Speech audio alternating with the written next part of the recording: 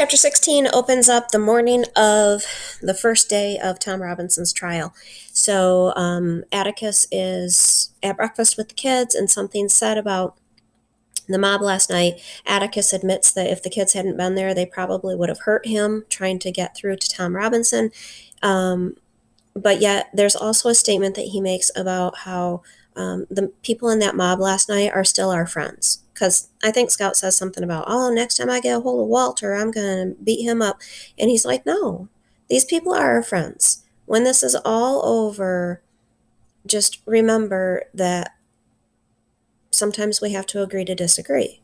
All right? Just because somebody thinks differently than us doesn't mean that we can't be friends. And so, yet another life lesson. I told you at the beginning of this book that people have said that this is the book that's made the most difference in their lives, the biggest difference, because it makes you think, it makes some people think differently than they ever have before about these life lessons. Like, what? We can disagree with somebody, we can think differently than them and still be friends? Like, for some people, that's a new concept.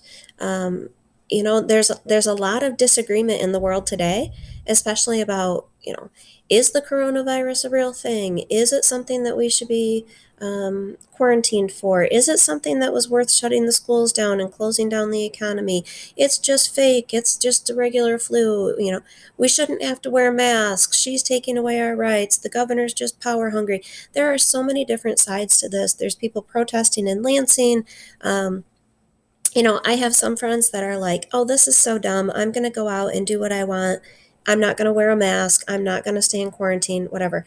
On the other hand, I have other people in my life that are like, I am not stepping foot outside of this house, disinfecting their groceries, wearing a mask, not in contact with anybody for the last 8 weeks, really taking it to one extreme where other people are taking it to another extreme. Does that mean that we can't be friends with those people? It shouldn't. All right. I can still be friends. If I'm on one extreme, I can still be friends with someone else, even though I don't agree with what they say or what they do. And that's what makes us mature, is that we can do that. We can discuss it without getting angry and going into mobs and killing and beatings and that kind of thing. That's where we need to get our society to. So this book kind of pushes people to think along that way. So throughout chapter 16, we see everyone coming into town for the trial. So realize that this is kind of like their free entertainment. People used to come to trials, sit in and just watch and listen, whatever. Not to the extent of this, though. All right. So we have everybody and their brother is coming in for this trial. You have white versus black. White woman says, yes, you did. Black man says, no, I didn't. It's a white person's word against a black person's word, and people want to see, how's that going to play out? We're supposed to be equal. How's it going to play out? The other thing, and the novelty of this case, is that you have a white lawyer actually defending a black man. Any other lawyer would have just walked in and said, yep, he's guilty, and tried to get a lesser sentence, which there wasn't one. Like, the sentence for rape was death. That's what Tom Robinson and the Scottsboro Boys were up against. They're not just going to jail, they're going to death row and waiting to be executed by the electric chair. High stakes. So people are curious. People want to know, like, what's going to happen with this case. Is this white man actually going to defend a black man against white people? Like, this is totally, I'm trying to put my screen up a little bit.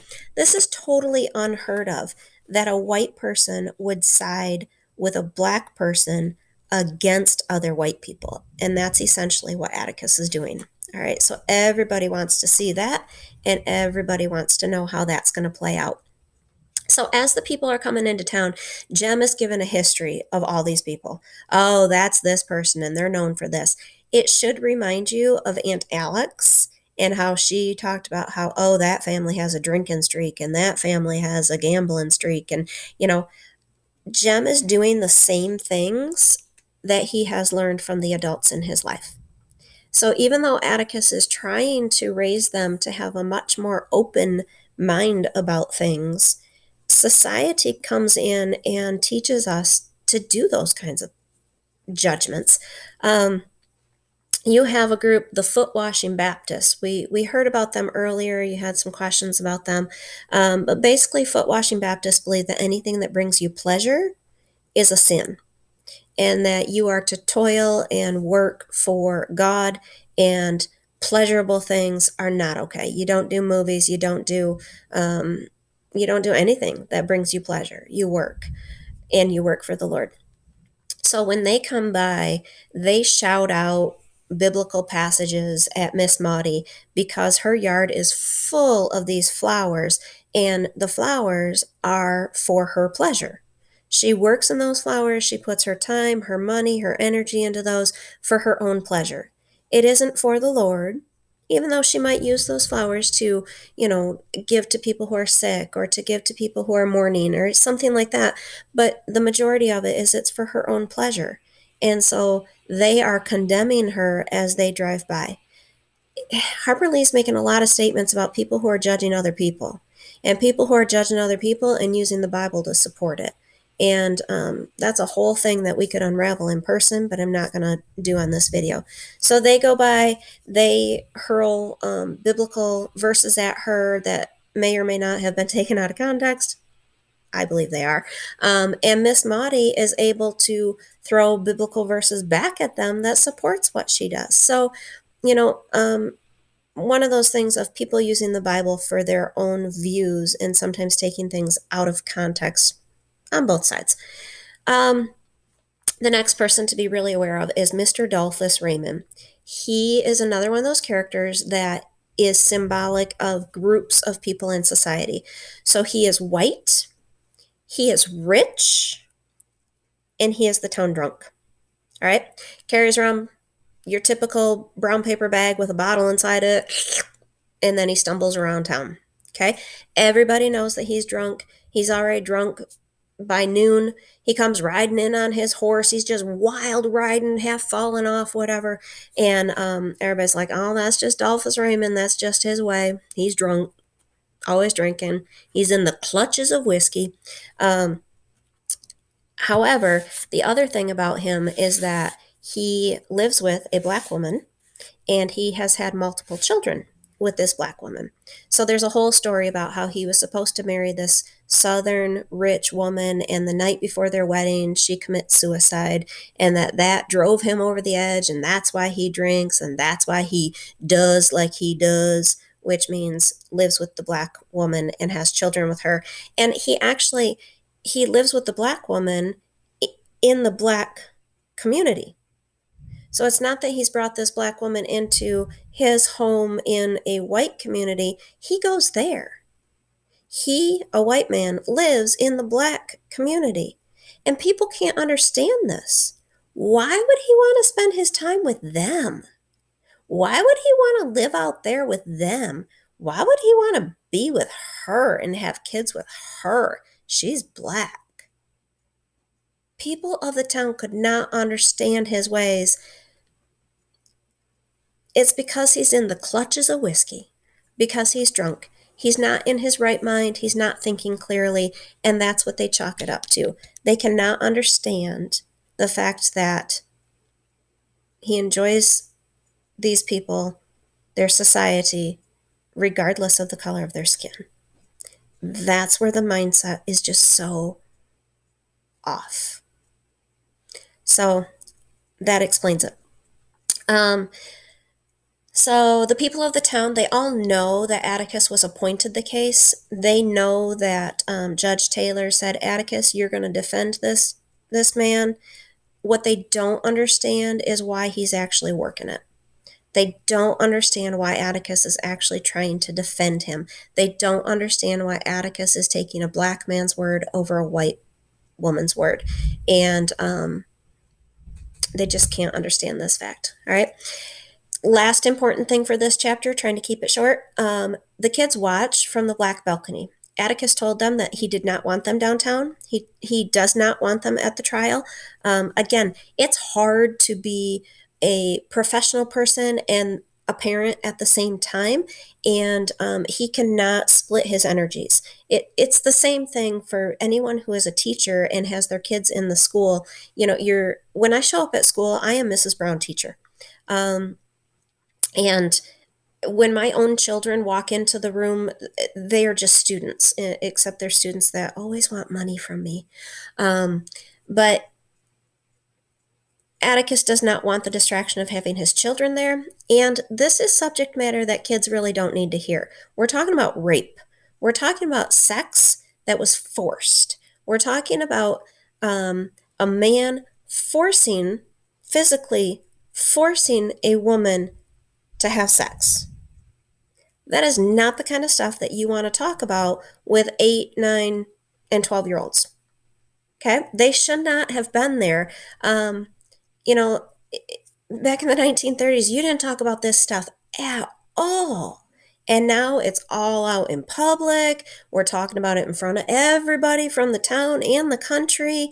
And this is so etiquette wise, this is so wrong. And Aunt Alexandra is like, absolutely not. You kids will not be going down there. So they sneak down there. Of course they do. And so when they get there, they go up to the black balcony because it's full down on the floor. Notice separate but equal. The white people sit on the floor level of the courtroom. The black people have the balcony up top. Separate but equal. But is it equal? You're talking about a courthouse in Alabama in the summer in the 1930s. There is no air conditioning. There might have been a fan running down on the floor. And heat rises. So if it's 95 degrees on the floor of the courtroom, it's probably 125 up in the balcony. Heat rises. It's going to be extra hot in there with all these extra people, and people are just sitting up there sweating bullets. The kids go up to the black balcony. This is a huge detail of the book. Notice white children going up to the black balcony. If you can just even picture that scene, you have a sea of all African American black faces, and then you've got 3 little white ones right in the front of that, right by the railing.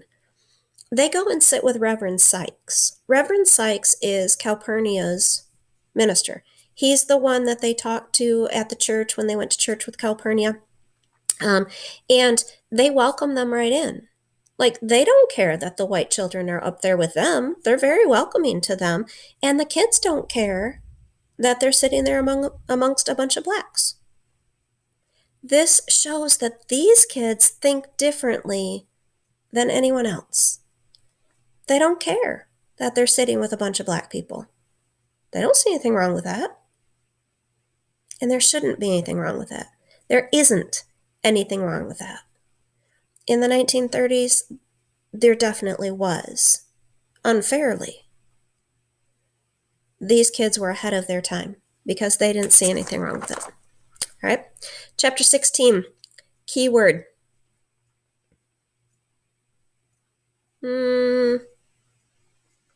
Balcony. Okay. Keyword. Balcony. Chapter 16. 1 email with all keywords that you've heard in these chapters. Bye.